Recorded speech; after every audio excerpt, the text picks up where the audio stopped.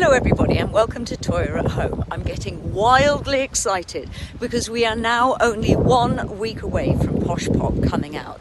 And in the last couple of weeks I've played some phenomenal places. I've played Liverpool, I've played Isle of Wight, I played Southampton.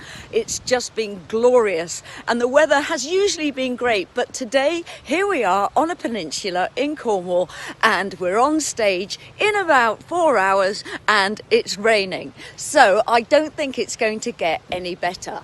We are kind of right up high with sea either side. I mean, it's absolutely gorgeous. I'm adoring it and it is an adventure and rain will not stop this show.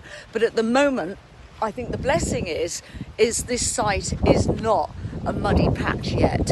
I think it's going to be okay because I think people are going to come in on foot. It is going to be a lot of fun. It's sold out. I'm trying to see if I can find a sea view for you, but it's exciting anyway. So life is feeling very much back to normal. When it comes to promoting Posh Pop, for example, I'm still doing a lot of Zoom calls. I've got Steve Wright, I've got Kay Burley of Sky News to do.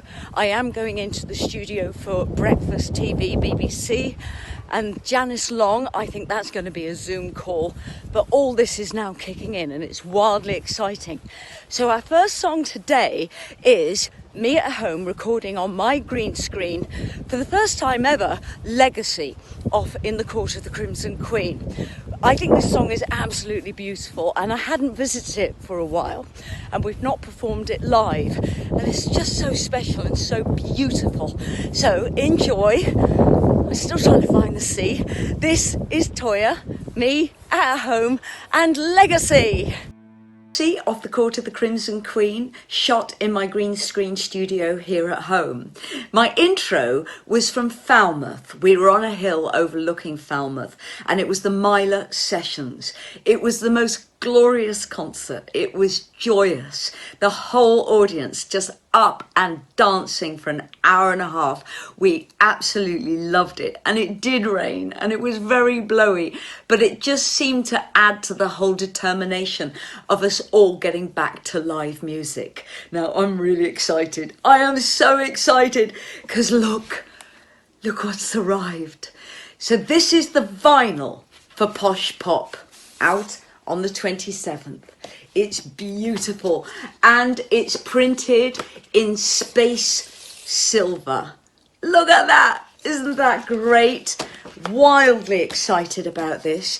There's the deluxe CD version, which is very, very beautiful with these astonishingly beautiful photos.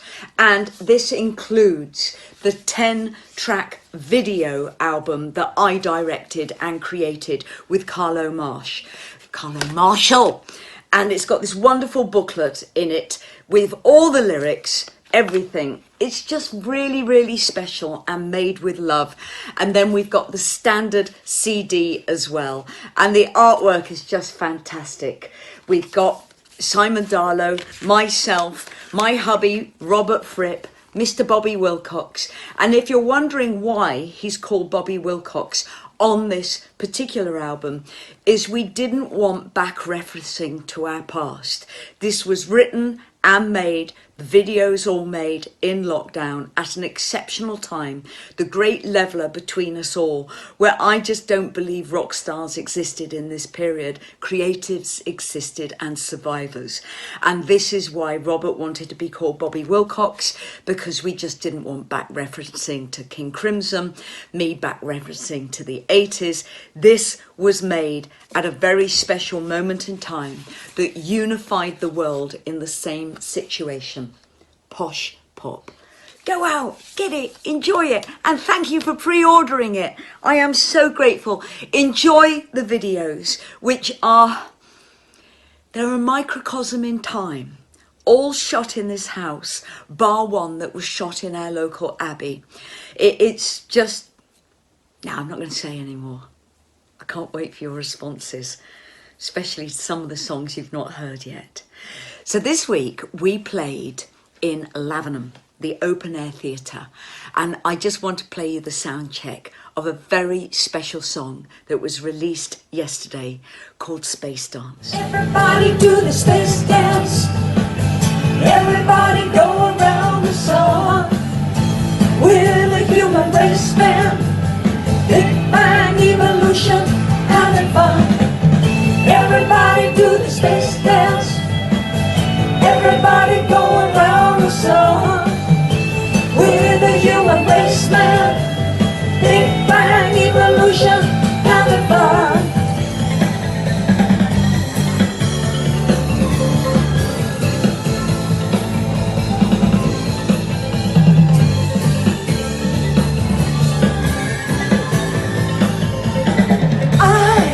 I wanna show you my So that was a world. little teaser of Space Dance, which I shot handheld doing the sound check at Lavenham Open Air Theatre with the new lineup of the Posh Pop Tour band. Now we're going to play you the exclusive video at the end of this broadcast, and it's fun. It's a lot of fun, and we shot it all in this house. It's just crazy, and that's exactly how it should be. So the new lineup for the Posh Pop Tour is Manolo on guitar, the gorgeous Chloe on keyboards, Mike Nichols on bass, and Chris Wong on guitar and congas. And we all sing, and this is exactly what it should be. We are a harmony band making music to dance to. And at Lavenham, we featured 6 songs off Posh Pop exclusively for the first time ever. And the audience we had standing ovations. They loved it. It's really joyful. So it's been great fun to rehearse this, get this ready for the road, and we're now starting to gig, and we are touring this right through to the end of March next year. And I'd like to continue this lineup after that because it's very special. We're not using drums because we didn't want anything sonically interfering with the vocal experience. And for me, that works really well, and it means we can play any size venue as well. So I've got your questions here. Felix Foster, Taylor Swift re-recorded her albums because she didn't like who owned them, and she took repossession of them by re-recording them. Now, this is something a lot of artists do, and you asked Felix, is there any album I'd like to re-record? What would be the easiest to reproduce and what would be the hardest? Well, 35 years ago, I had to face this option because Safari weren't allowing me to have these albums licensed for movies, for TV, for advertising. I mean, this is major income for an artist, and I was denied that income. Luckily, Cherry Red are already licensing out the original recordings. Now, there's 2 things here. It's the original recordings that hold the value. So yes, I could have gone and re-recorded Anthem, Changeling, Love is the Law, Sheep Farming, Blue Meaning, but they wouldn't have the value of the original recordings. So I thought, do I spend money that I don't really have, because I had virtually no income until I started presenting on TV, and risk it? And I decided not to. If I had to do it today, and I don't have to do it today, I'm very happy with Cherry Red owning the recordings now. Anthem would be very difficult to reproduce, but we could do it. It's a complex album, it's multi-layered. We used 2 24-track recorders, which I would have to use again. I wouldn't do it digitally. I would go for analog. And the same with the Changeling, which was one of the first digital recordings. Very complex to do. We could do it, but I just wouldn't go there. I'm much more interested in new music and being a present day artist working with new technology.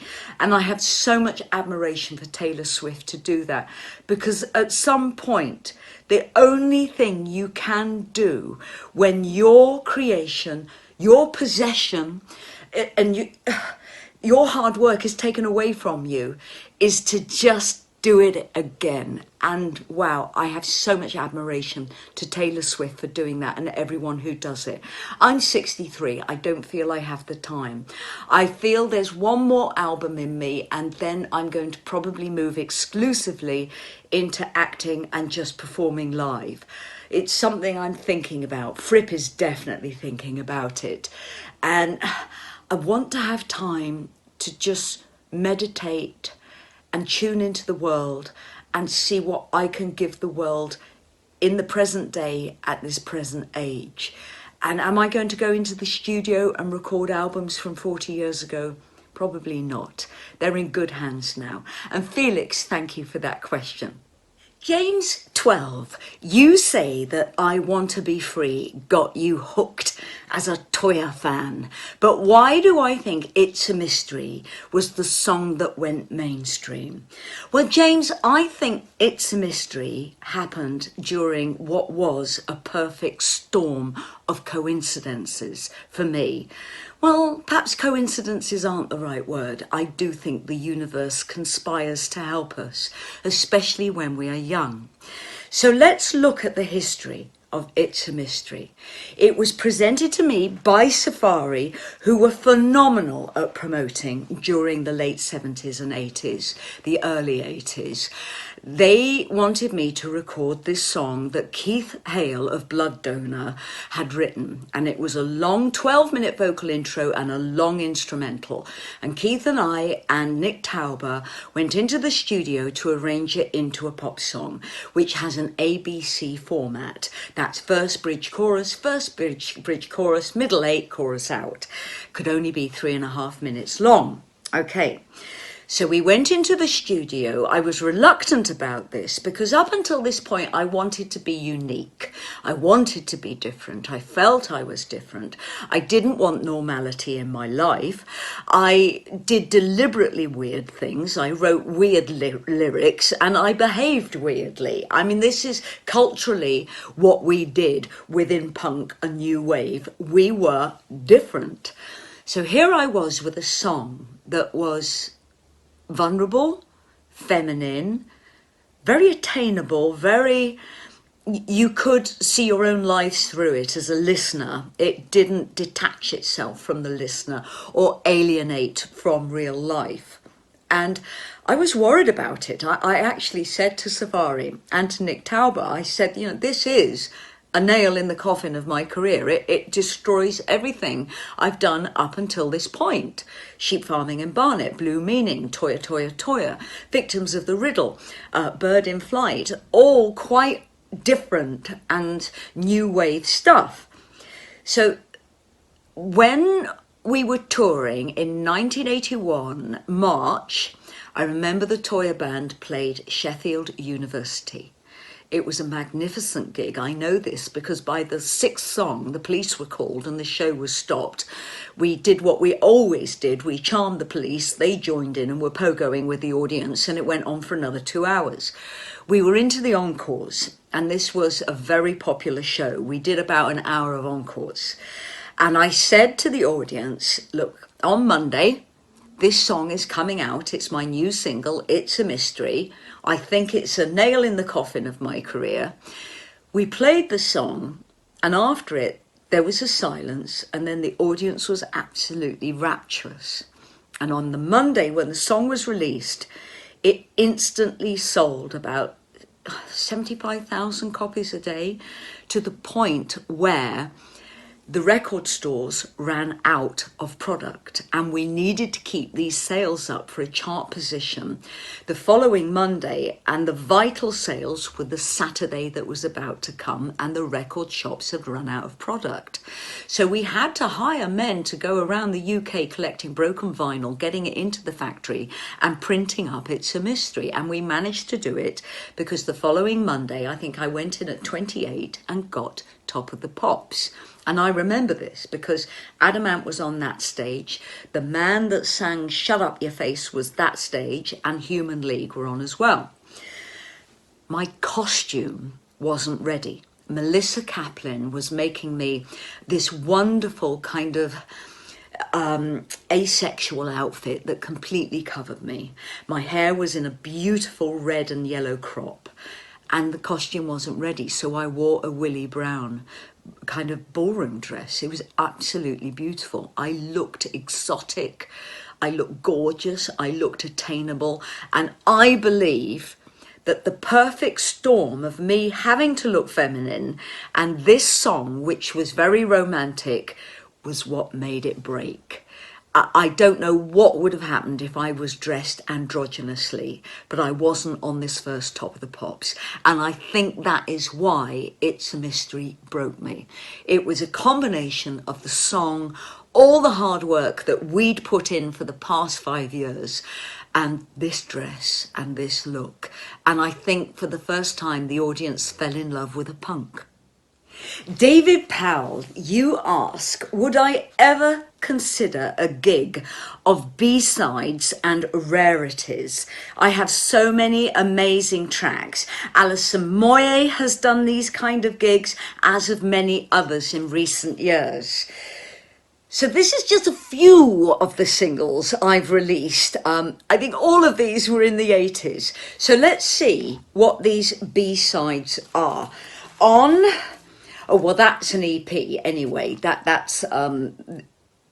This would, I think, include Indecision, which we do in the set, Waiting, Our Movie, Dance. Well, these are all classics. Everything on this EP is a classic, and we do them. Here we have IER, and the B-side is Helium Song. I have to say, if I did Helium Song, I probably would expire on stage, because it would require me to have a tank of helium on stage, and don't ever try that at home. When we did that song in the studio, we were unaware that I could have killed myself and how dangerous it was. Now, Bird in Flight. This is interesting because the B-side is Tribal Look. I just don't think I will ever perform Tribal Look live again, because part of me, I'm so in love with indigenous tribes that work with earth and work with nature, the power of nature, and the whole of the ecology. They just work with everything around them. And I've always loved that. I've always felt that that's the way we all need to go.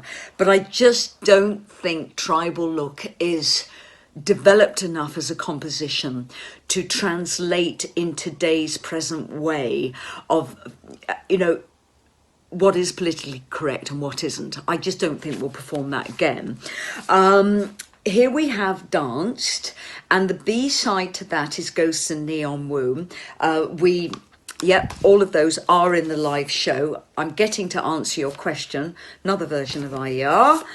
I Want to Be Free, Walkie Talkie and Alien. Now, I know these are popular songs. Those could very well end up in a kind of B-side show, but I'm not answering your question fully yet, David. Street Addict, again, very popular off Thunder in the Mountains. And then we get on to another EP, In the Fairground, Furious Futures. I know those are popular. And on Brave New World, Warrior Rock. And then we get on to the Mountain High, Back of Rebel Run. These are great songs. Now, in answer to your question, David, would I do a gig? It would be very, very limited in its success. My gigs succeed because of the broad nature of my career. I've been around for 42 years. I have, I think, 28 albums to pick classics from, and my audience want those classics. If I was to do a concert of B-sides, it would be probably in the back of a pub or a tiny art centre, and it would be a one-off. I know that would sell out. I just don't think it would have the power of what I'm doing today, which includes In the Court of the Crimson Queen, Posh Pop, and everything that I've made in the past. I think I know my audience and I've got it right. So David, I don't like giving a negative answer, but let's put it this way. I'm in no hurry to do that type of show. And I think it would only work if I have phenomenal success with Posh Pop, and then we'll be looking for angles and alternates to bring audiences in. And at the moment, I just don't need to do that. But David, thank you for that question. And it's really nice to remind myself of what those B-sides are, because they are really great songs. And every song on Love Is the Law, I mean, it's just a gorgeous album. I adore it. It's fantastic. So thank you. Thank you. But I'm not going to raise anyone's hopes on that one. So we've come to the exclusive showing of Space Dance, the video, which is so much fun. I have to tell you, in the video, I wanted Fripp dancing, because Fripp, I discovered, not only Fripp, but both Simon Darlow together, these incredible musicians. Simon can play anything. Fripp is one of the world's best guitarists. They cannot dance. So in the video, I taught them to do this. Everybody do the space dance. Everybody go around the sun. We're the human race, man. Big bang evolution, having fun. I couldn't get them to do it. I couldn't get them to do it. And it was so funny. It was so funny. It was actually really cool. And what I love about the videos I've made for Posh Pop is Fripp's presence is so cool. Even though some of the things he does are fallible, they're not super correct in movement and stuff like that, because I'm trying to teach him to do certain movements. It's just so cool. It's so honest. It's so real. These are very, very special moments. You will never, ever have seen Fripp in the past or ever again doing what he's doing on these videos. I'm really proud about achieving that. So anyway, I'm going off on another tangent. Next week, we are going to have a Posh Pop special filmed in the studio with me and Simon Darlow for next Saturday, covering most of the songs off Posh Pop. This is the beautiful artwork. It's absolutely stunning. Out next week. It's gorgeous. This deluxe version has all the videos I directed on with Carlo Marshall, and you've got the most astonishing vinyl. It's absolutely lovely in space grey. Gorgeous. Now I know a lot of you have ordered, and those who haven't, get ordering. So over the weekend, this weekend, we've got Burning Guitars, we've got our diary responses, and we've got Love Letters Home tomorrow. So enjoy this. This is Space Dance. See you soon.